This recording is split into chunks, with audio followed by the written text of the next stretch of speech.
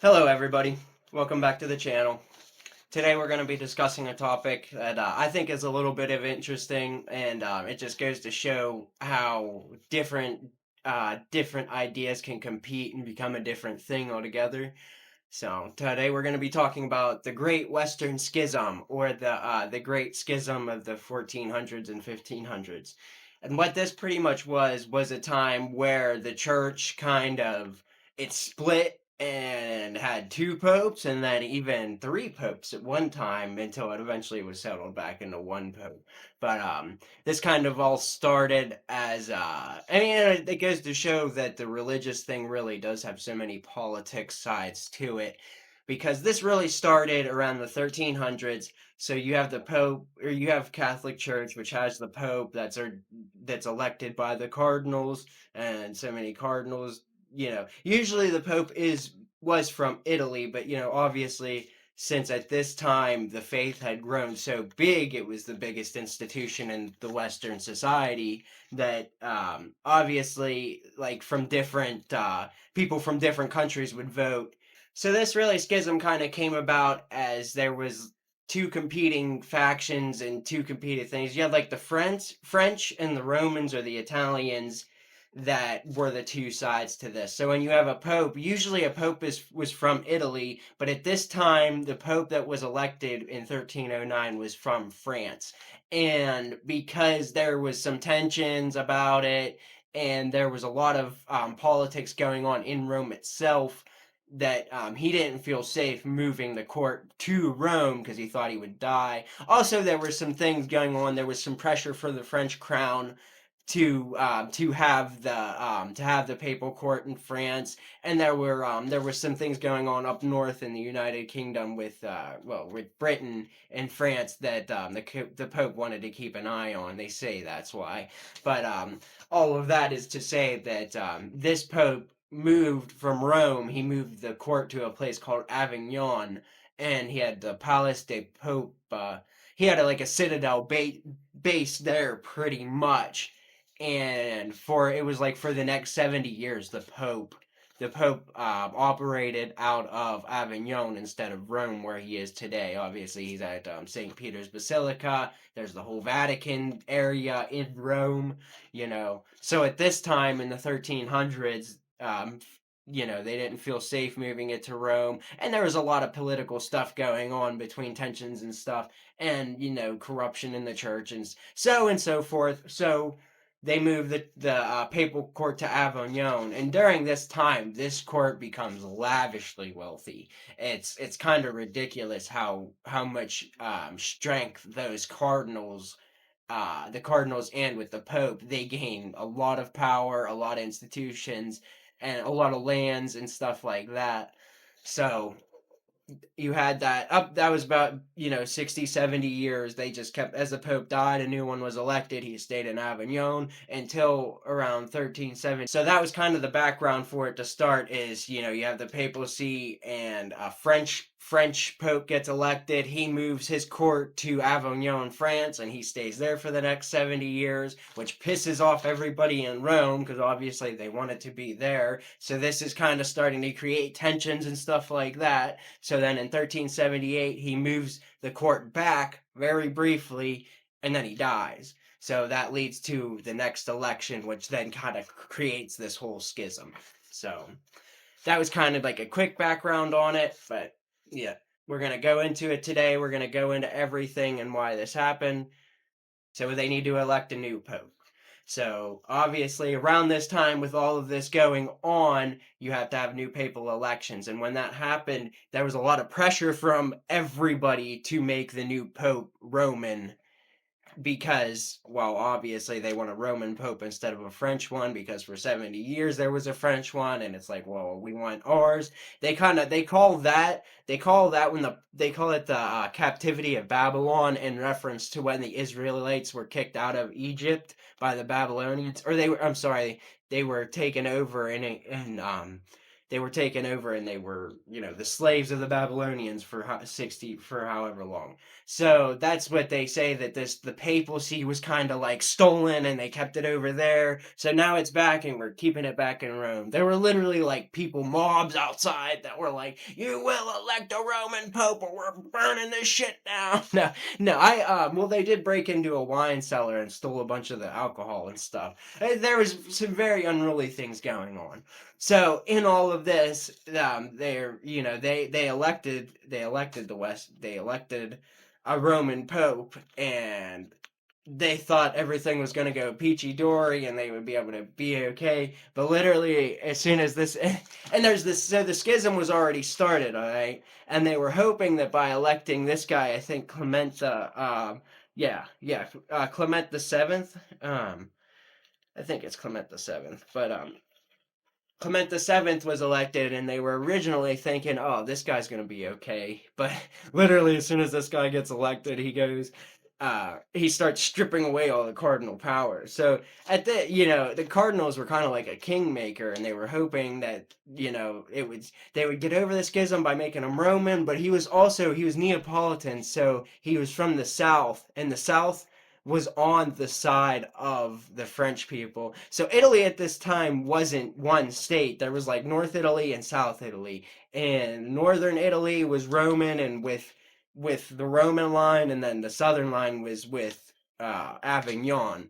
So they were hoping that by, this guy's still Roman, that by electing him, he's one of the Avignon cardinals, that he would kind of help get the schism and not make it worse, which obviously backfired. And there's when this guy was elected, Pope Clement the Seventh, I think. If not, I'll correct it in the editing. But when he was elected, he quickly, the power either went to his head. They say he might have been insane, or maybe he just saw the corruption for what it was and wanted to kind of try to get over that. Who knows what exact reason it was, but as soon as this guy gets into power, he starts stripping away all the powers from the cardinals. He the ways that he would like take away their power and stuff is they kind of all had a group, and they had conciliary power where they believed that their council had more power than the pope. So when they elected Clement, he started immediately taking this power away, kind of consolidating it all under his own roof. And instead of going with their advice and using their advisors, the Cardinals, he had his own family advisors that he would kind of take advice from. And then obviously this pissed the Cardinals off. So whenever that started happening, and he would also like curse at them and call them corrupt and say that he was going to have them taken care of. So they got really scared, and they went back to Avignon, and they went back to Avignon and elected a second pope. So this is that's where the tensions were, but this is the point where it kind of all blows up into where there's like two different popes and then three. So Clement's supposed to help. He makes it 10 times worse. The people that from Avignon that were in Rome flee to Avignon, and they elect themselves a new pope. Obviously, it wasn't done with the permission of the first pope. He declared that was illegitimate.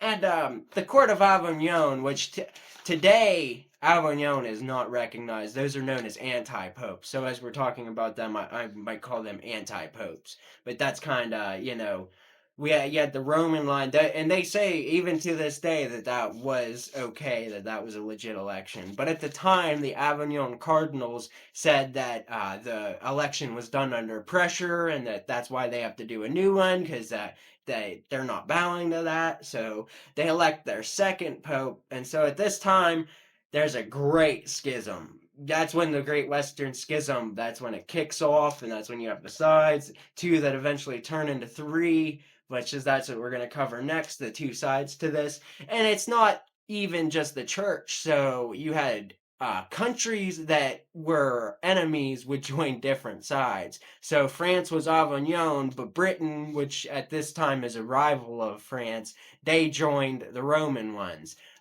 Spain and Portugal. I think Spain was for the Avignon and Portugal was for the Roman. which I will check that and make sure. I'm gonna make sure that if I say it wrong in here, I'm definitely gonna do it on the edit. But I study this quite a bit so to make sure I'm not wrong. But so that's kind of the background, and that.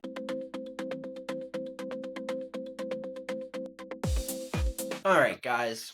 So when we're talking about, the Great Western Schism and the two sides of the papacy that both created their own popes, we're talking about the Avignon line and the Roman line, which are going to be two completely different lines that they all elect their own popes. Because this schism went on for 40 some years, or 70 some years, or something like that, quite some time. So this went on through people's lifetimes and stuff, and it was really confusing because it's like, oh, well, which one do I follow? Like, imagine if the church split today into two, which we have our denominations and stuff, but that's different from two sides saying that they are the side that is right.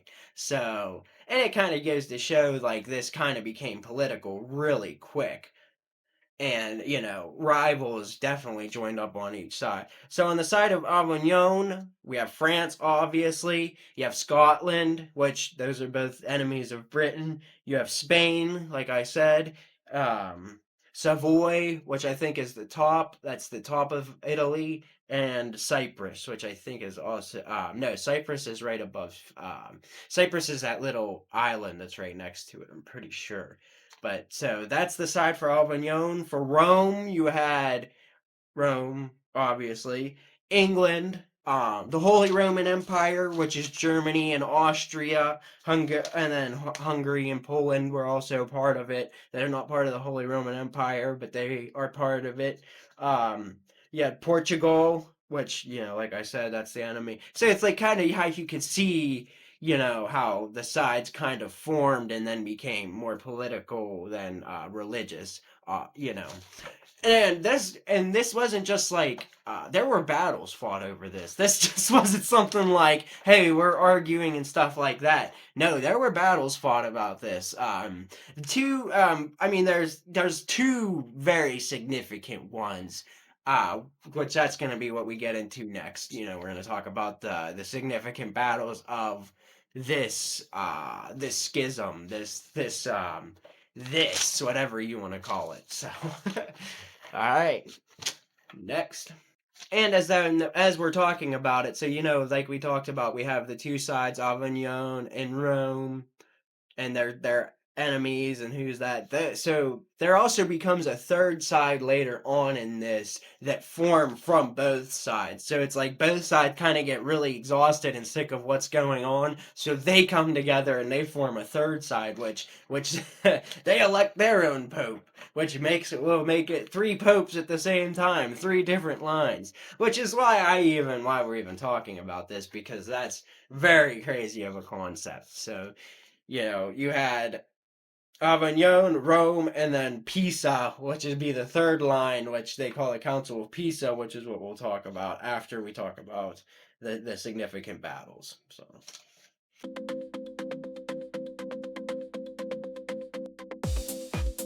Alright, now as we're talking about battles, because people did bleed and die over this, but it wasn't like full conflict wars, it wasn't all gas, no breaks, let's say. There were there were pitched battles, there was a siege, there was a campaign as part of the Hundred Years' War, which was France and Britain were at war for 100 years. The Pope gave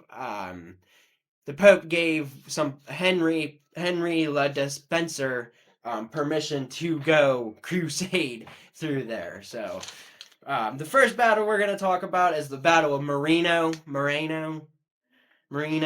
But that happened on April 29th, 1379. Now, this was the most direct military confrontation of this entire thing that was going on, of this entire schism. I need to stop calling it a thing and call it what it is. It was a schism. So, that battle was against Pope Urban, which is the Roman one, and then anti-Pope Clement. So you have Pope Urban, this is what he looked like, and he had Pope Urban had actual military forces, where Clement had mercenary forces, which I mean, kind of goes into but I mean, there wasn't. If you want to go get like a blow by blow battle for what happened on the battlefield, that's not me. We're just talking about overall. But so Perp Oben Pope Urban did win this battle, and this is what cemented the schism as, oh, we can't talk about this anymore. It's over. So Pope Urban and anti Pope, yeah, Pope Urban and anti Pope Clement fought on April 29th, 1379, and Pope Urban won, causing Clement to flee to Avignon. So, before that, you had the cardinals that went and elected him, but it wasn't like, I guess it was established. And then they came together to fight to see who was going to win. And it's like, well, maybe when he lost, it's like he lost, he ran with his tail in between his legs, but I mean, it still went on. So, which, very interesting. Um, One of the next significant battle that I'm choosing to talk about would be like I said, the Crusade of Henry le Despencer. Henry le Despencer, yeah. Which sounds like Henry the Dispenser, which wonder what he was dispensing. Probably death. Probably lots of death. But yeah, so this was a crusade in 1383, so about 4 years after the first battle. Pope Urban, the same guy that fought, authorized this. And this, I mean, it wasn't nothing crazy. It was just a campaign that he came to Flanders and he took over a couple places and then he held it for a little bit and then King Philip came and kicked him out. But it was still part of the schism because Pope Urban gave it his okay to go do it, and which is like, it's like, really, what are we fighting about here, guys? But I mean, that stuff was very important back then. So, but yeah, so that's the crusade, I guess you could call it. But it really was, this guy just went, took over two places, held it for a couple months, and then he was kicked out. So, but that brings us to our next battle, which this is probably the one that's the most interesting to talk about, is the siege of Avignon. And it's funny because it's like, oh, they sieged it, so they went and sieged it. No, not the Romans. The French sieged their own place. So this was from 1398 to 1403. So about 10 years after what we talked about. So this had been 20 years into the schism at this point, and the French monarchy was over it. You know, you had the anti-pope Clement at this time, and it got to a point where everyone was like, all right, we want this to be done, but the Pope was a Spaniard, and he was very stubborn, and he was not giving it up. We'll throw up pictures of the Palace de Pope or Papa or whatever. It looks like a citadel. I mean, this place, it looks like he could easily defend it. And I think he had like a force of 200 to 300 people. That's all he needed to defend it. And this siege lasted for like 5 years. So it wasn't like no little siege, That's 5 years is a long time. And at the time, the Palace de Papa, the place that the Pope was staying in, was very extravagant. It was one of the most beautiful buildings in Europe at this time, and it got turned into a prison for this guy because he was sieged. Uh, and the way it ended is kind of funny too, because so Pope Clement disguises himself after 5 years when they're running low on everything. It's like, damn, that's a long time. He had like stocks and stores for like 5 years, which is crazy. But so after 5 years, Pope Clement, a 75-year-old man, dresses himself up as a mail clerk, which I'm not sure what that means exactly. I imagine he put on some like lowly robes or whatever, and he got in a boat and rowed away and got rowed in the boat and got away and then escaped to Spain. And that was like the end of the siege, because then the soldiers and stuff surrendered because they were only there they sieged it to depose the Pope. Philip wanted him to be deposed, and he said no, so they sent him in this way. But he escaped, so they still weren't able to depose the guy. So, you know, very unfortunate. But and you know that that's pretty much all when it comes to the significant battles. There were other battles fought, obviously, maybe little ones here and there, but there was nothing really significant as it came to that. So this wasn't like an overall bloodshed schism, but there were definitely some notable things. Like I said, you had the Battle of Marino, the Battle of Minerva, the Battle of Marino. Then you had the Crusade of Henry the Dispenser, and then the Siege of Avignon. So,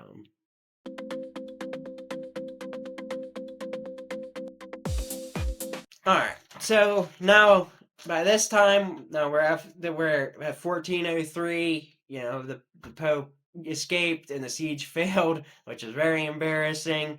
This kind of went on for another year, a couple of years, but then eventually everybody was kind of getting pissed off. So they cardinals from both sides came together and called what we call the Council of Pisa, Council of Pisa, Pisa, Pisa or Pisa.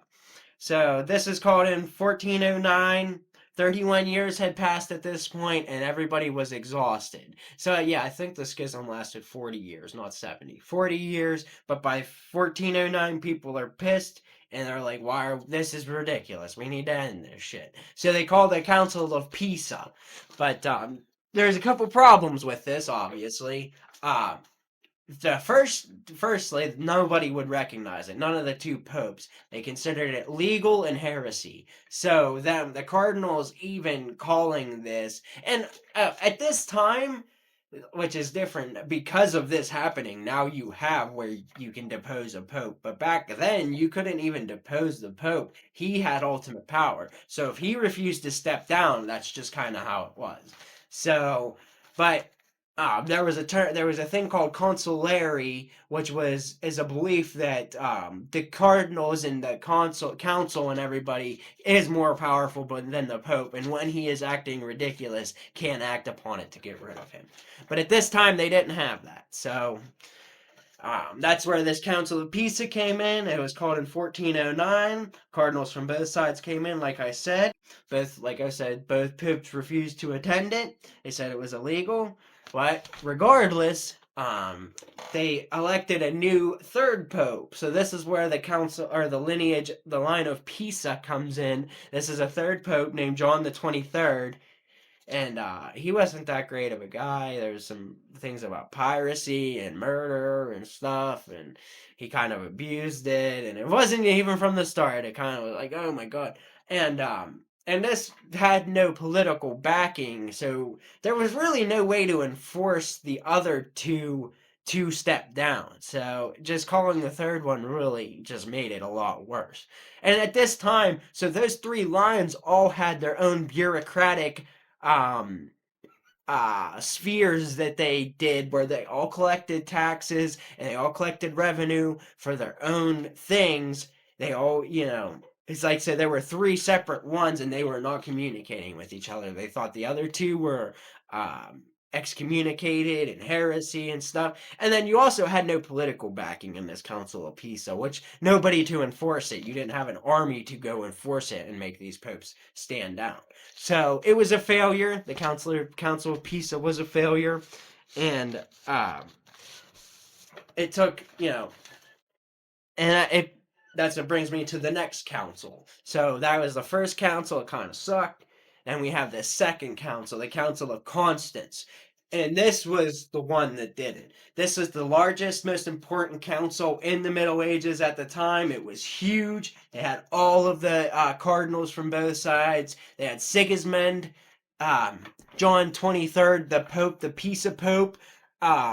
He initiated it and endorsed it. And he actually, it's funny though, after he did that, then he tried to escape and flee because he knew he was going to be excommunicated and possibly put on trial, which they didn't put him in trial, but he tried to escape and they dragged him back in handcuffs and excommunicated and deposed him. So that was Pisa guy gone. But he initiated it and gave it his blessing. So that brings us to the second pope, Gregory the 12th. This was the Roman line, the Roman Pope Gregory the 12th. and he kind of did the Chad move. This was a Chad. He deposed himself. He resigned voluntarily, and actually because of this, because he did that, his line of popes are still counted to this day. Whereas the other two lines were made kind of null and void. Since he did that, it was like good. They kept his line in. But he was then deposed, so he was deposed because he voluntarily stepped down. But that leaves one pope, Avignon. Avignon Pope Benedict XIV. He kind of was like all of his successors, where he was a very stubborn old man. Did not agree to it. Did not enforce it. But he was deposed, and he died as an old. What they did for him was his backers they got rid of. So Spain and France, hey, stop backing this guy, okay? We really need to get this thing over with. And they were like, yeah, we'll do that. So that guy without any political power or will died all alone in a castle, and he was like, I'm still the Pope. I'm still the Pope, man. But he was indeed not the Pope. So. But yeah.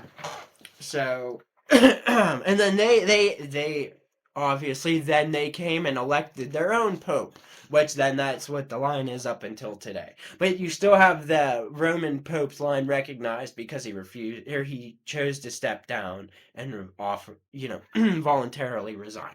So good for him, yeah. But so Martin V was elected, and then because everybody accepted him and it was okay, the schism ended. Yay, everybody.